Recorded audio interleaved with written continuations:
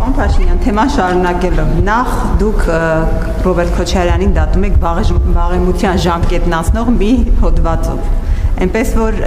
մի հատ ձեր իրավական համակարգին հասկացեք ինչպես է դա ստացվել, հետո նոր թվարկեք ապօրինի գույքերը, ընդ որում որը իրավականորեն պետք է կարողանաք ապացուցել։ Բայց հարցը դրա մասին չէ, դուք ասում եք, այո, իրավացիորեն պնդում եք, որ դուք 26 թվականի հունիսի 5-ին հրապարակում հրահանգը տվել եք իրավապահ համակարգին, կրկնեցիք նույնը ազգային ժողովի ամբիոնից, ասեցիք, որ ժողովրդի պահանջն է դա։ Հիմա եթե դուք հրահանգ տալիս եք, ձեզ ընտրած ժողովուրդը դատում է բոլորին, իրավապահ ամբողջ համակարգին չի եք պահում, քննչականը, դատախազությունը, այդ ինչի համար են, եւ անարդար չէ արդյոք ձեզ ընտրած ժողովրդի հանդեպ, որ պահում եք այդ կառույցները, խոշոր բյուջե եք տալիս, պարգևավճարներ, գուցե լուծարեք դրանց, ձեր ընտրած քաղաքացիներին տակ այդ գումարները, մեկը դատը իրենք են անում, դուք էլ գնաք նստեք հրապարակում, ձեր հայտնի մուրճը վերցեք, դատ ու դատաստան իրականացնեք, գուցե այս սխեման աշխատի, արդյոք անարդար չէ ձեզ ընտրած քաղաքացու հանդեպ այս իրավական այս գործընթացները, եթե իրենք են դատում, բայց արդյունքը ֆինանսապես նրանց չի հասնում։ Եվ երկրորդը դուք ասում եք, որ նաև այն հատվածը հասարակության, որը ձեզ ձայն չի տվել, նրանց այսպես բնութագրել եք ավելի վաղ 100%-ով կաշառքով ընտրած, հետո 70%-ով, հիմա անարդար է նաև նրանց հանդեպ ձեր վերաբերմունքը, նրանք ձեզ այդ պահանջը չեն ներկայացնել, այսինքն նրանք այլևս Հայաստանի Հանրապետության քաղաքացի չեն, ոչ մի պահանջ չունեն, ոչ մի բան ձեզանից ակնկալիք չունեն, նրանց պահանջները կարելի է հաշվի չառնել, սա այս մասով առաջին հարցը, եւ երկրորդ հարցը, պարոն Փաշինյան, տևական ժամանակ է ձեր կին Անահ Հակոբյանը մի արշավ է սկսել ընտանեկան բռնության հետ կապված։ Հետաքրքիր զուգադիպությամբ շատերը հետին մտքեր են տեսնում նաև այստեղ, դա համընկեց այն ժամանակահատվածի հետ, երբ նորից մենք Անահ Հակոբյանին տեսանք ձեր կողքին, որ հայտարարել էր, որ հեռանում է ամառանոցից։ Մարդիկ ասում են, ինչու այս ժամանակահատվածը ընտրվեց, ինչն էր պատճառը, որ նոր Տիկին Հակոբյանը հիշեց ընտանեկան բռնության մասին, դա նոր երևույթ չի, դա քրեական օրենսգրքի համապատասխան հոդված ունի, ինչու է հիմա որոշել խստացնել եւ ընդհանրապես դուք ինչպես եք վերաբերում այս հարցի Տիկին Հակոբյանի կողմից այսպեսի մեծ լայն արծարծմանը։ Նախ ես հունիսի 5-ին հրահանգ չեմ տվել, ես հունիսի 5-ին ձևավորել եմ եզրափակիչ հայաստանյան այցի արդյունքներով քարոզարշավի առաջիկա պետության անելիքների օրակարգի մի հատված։ Ինչու՞։ Մի պարզ պատճառով, որտեվ ես ուր գնում եմ, էլի ուզում եմ ձեզ, այսինքն դուք մի մասում ներկա եք եղել, ինձ համար ամենամեծ դժվարությունը եղել է այն, որ մարդիկ ինձ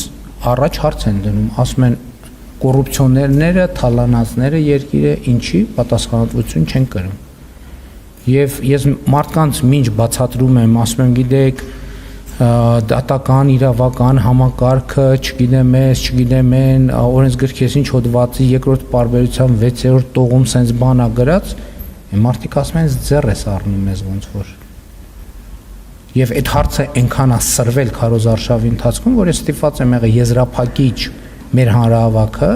35-40 հազար մարդու ներկայությամբ դա ձևակերպել որպես օրակարգ եւ մարդկանց էլ ասել եմ, էսա գնացեք սրա օգտին քվեարկեք։ Իրավապահ համակարգը, էլ եմ ասում, անկախ ումից իրավապահ համակարգը կարա անկախ լինի կառավարությունից եւ անկախ ազգային ժողովից, բայց պետությունից ու ժողովրդից չի կարա անկախ լինի։ Եվ պետքա պետության եւ ժողովրդի շահերին ծառայի։ Եվ պետքա ծառայի։ Ինչ վերաբերում դուք ինձ ասում եք դատում եք ժամկետը անցած։ Ես կներեք, ես մանրամասները չգիտեմ, բայց մի րոպե կներեք։ Ես դժվար եմ պատկերացնում, ես չեմ կարող հավատամ, որ մեր իրավապահ քննչական մարմինները եւ դատախազությունը եւ օպերատիվ մարմինները ում պրոֆեսիոնալիզմը ես գիտեմ, կարող են այդպիսի բան անել։ Ոնց կարա տենց բան լինի։ Ինչ։ Իրանց ում։ Ես քիչ առաջ շնորհակալություն հայտնեցի այն մարդկան։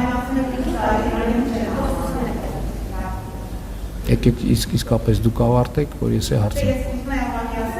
Քիչ առաջ ասում եք ամբողջությամբ մակնված եղեք եւ ճիշտ գործընթացներ չեն սկսվել։ Այո, ես խոսում եմ օրինակ նախկին գլխավոր դատախազի մասին։ Ես խոսում եմ ԱԾ-ի նախկին ղեկավար կազմի մասին, որ դուս են եկի հայտարարություններ են անում։ Եվ ես իմանալով մեր այսօրվա եւ որպես ոչ որպես վարչապետ, որպես քաղաքացի, մեկը այն քաղաքացիներից, որ կանգնած ա եղել հանրապետության հրապարակում, ես էլի շնորհակալություն հայտնեցի մեր դատաիրավական համակարգի բոլոր այն ներկայացուցիչներին, ովքեր ի վերջո այս բացահայտումները արել են։ Ես չեմ կարող հավատամ, ես բացառում եմ ուղղակի, ես չգիտեմ, դա իմ գործը չի բան անել, իրավական անալիզի ենթարկել, բայց ես չեմ կարող դրան հավատամ, դա բացառված է, որ չգիտեմ, անիրավաչափ հիմքերով իրանք որևէ բան անեն։ Դա պարզապես բացառված է։ Եվ բայց էլի ուզում եմ ասեմ, ի վերջո այդ թվում դուք, ի վերջո վերաբերմունք ձևավորեք, այսինքն ձեզ համար նորմալ է, որ մարդ կարա գա երկրի ղեկավարի պաշտոնում 10 տարի աշխատի եւ դառնա միլիոնատեր դոլարային, ձեզ համար դա նորմալ է, ասեք, որ նորմալ է ձեզ համար, ասեք, որ նորմալ է, գրեք, բարձրաձայնեք, մի բան արեք, այսինքն դրանով ինչ անում եք, բայց այդ նյուանսն է փաստողեք, գրեք ձեր լրատվամիջոցներում, որ այո, ինչպես են ազնիվ վաստակը Ռոբերտ Քոչարյանի, չէ՞ որ նրանք Հենրի Ֆորդից էլ տաղանդավոր բիզնեսմեն են, նույնիսկ Հենրի Ֆորդը ասում էր, ինձ մի հարցրեք առաջին 1 միլիոնը որտեղից մնացածի հաշվետվությունը ես ձեզ կտամ, այս մեր սուպեր բիզնեսմեններն ասում են մեզ մի հարցրեք, դա նորմալ է, եթե նորմալ է, բայց խի միլիոնատեր չեմ ժողովուրդ, այ եկեք հիմա անդրադառնանք այն, որ գրում էիք, որ չգիտեմ, կամ կներեք, ով որ գրում էր, որ ես Ֆրանսիայում առանձնատուն ունեմ, որ Աննան Կանադայում առանձնատուն ունի, որ չգիտեմ որտեղ ինչ ունեմ, այդ ամեն չգիտեք ինչի համար է։ Դրա հեղինակն էլ էին իրանք, ցույց տալով, որ դա նորմալ է, որ գալիս էստեղ հայտնվում ես, պետք է սկսես միլիոնատեր դառնալ, որ դա նորմալ չի։ Եվ չի լինելու այդպես։ Ինչ վերաբերում է այն քաղաքացիներին, որոնց մասին դուք ասացիք, ես մեկ ընդմիշտ ասել եմ, Հայաստանի քաղաքացիները եթե համարում են, որ սխալ է տեղի ունենում եւ պետքա կանգնեցնեն, իրանք իրավունք ունեն հեղափոխություն անեն։ Ունեն այդ իրավունքը։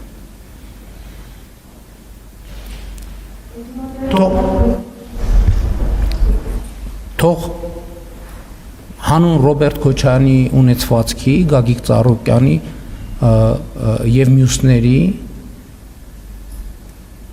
Կալուգացի օլիգարխի եւ Սերժ Սարգսյանի վաստակած ազնիվ վաստակի համար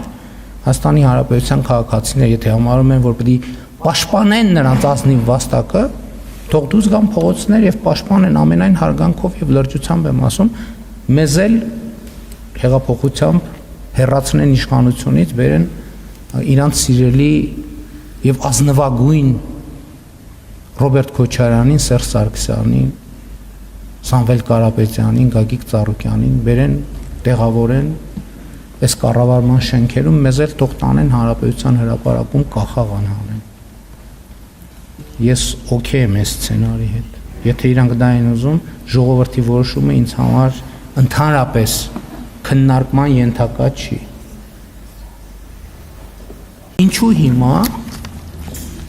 Ինչու հիմա երևի հարցը ճիշտ Աննային տալ, ինչու հիմա։ Ոնց եմ ես վերաբերվում։ Ես վերաբերվում եմ հետևյալ կերպ, կարծում եմ, որ շատ խիզախ բան է անում Աննան, որովհետև մենք բոլորս գիտեք ինչ կա մի ճշմարտություն, որ բոլորս գիտենք, բայց այդ մասին ընդունված չի խոսել։ Եվ ամենամեծ խիզախությունը բոլորիս հայտնի եւ բայց տենց ինչպես ժամանակին Վազգեն Սարգսյանն էր ասում, համաձայնության գաղճ մթնոլորտում եւ լռության գաղճ մթնոլորտում պահելն է։ Դուք բոլորս, մենք բոլորս գիտենք, ընդ որում պարտադիր չի, որ մենք ամբողջ ծավալով իմանանք, որովհետեւ ժամանակակից գիտությունը եւ ժամանակակից տեսությունը շատ հազարավոր բաներ կան, գրքեր կան այդ թեմայով գրված։ Ասում եմ, որ բռնությունը մենակ չնայած այս դեպքում իհարկե առաջին հերթին ֆիզիկական բռնության մասին է, բայց մենակ ֆիզիկականը չի բռնությունը շատ ավելի բազմաշերտ երևույթ է, որը մենք նույնիսկ չենք ճանաչում, մեր իրականությունը չի ճանաչում։ Եվ ես կարծում եմ, այո, այն պայմաններում, երբ որ Հայաստանի բնակչության մեծ մասը կանայք են եւ այդ նշանակում է մեր երկրի տնտեսություն եւ ընդհանրապես մեր երկրի զարգացման հիմնական ներուժը կանայք են, մենք պետք է կարողանանք կանանց պաշտպանել այդ թվում ընտանեկան բռնությունից եւ մեր ընտանիքները պաշտպանել, որովհետեւ դա իր հերթ բերում է հետևանքներ եւ կանանց եւ տղամարդկանց եւ երեխաների համար եւ դա է իմ դիրքորոշումը դա է եւ մենք պետք է առերեսվենք այս խնդրի հետ անպայման պետք է առերեսվենք եւ ձեզ էլ կոչ եմ անում ակնհայտ բաները որոնք դուք գիտեք բայց որոնց մասին ընդունված չի խոսել ինչ եք լռությամբ մատնում հիմա Աննան է դրա մասին խոսում դրա համար փորձ արվում դրա շուրջ այլ մթնոլորտ ձևավորել շատ լավ նախկինում ուրիշները թող բավարար չափով լրատվամիջոցները քաղաքական ուժերը դրա մասին խոսեին թող բոլորը խոսեն եւ իրենց դիրքորոշումը ասեն բայց ճշմարտության լեզվով խոսեն